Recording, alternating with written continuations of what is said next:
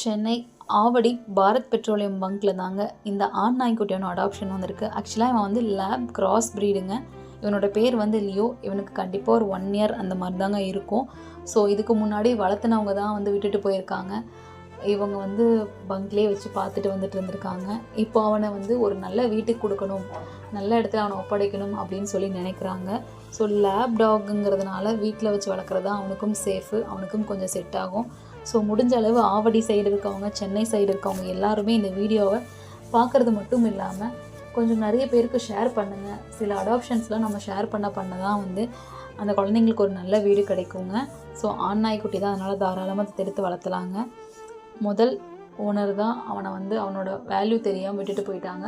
So அடுத்தது கிடைக்கிறதாவது கடைசி வரைக்கும் அவனை நல்லா வச்சுக்கிற மாதிரி உங்களுக்கு ஐடியா இருந்தால் மட்டும் இந்த நம்பரை காண்டாக்ட் பண்ணி நீங்கள் ஃப்ரீ அடாப்ஷன் பண்ணிக்கோங்க.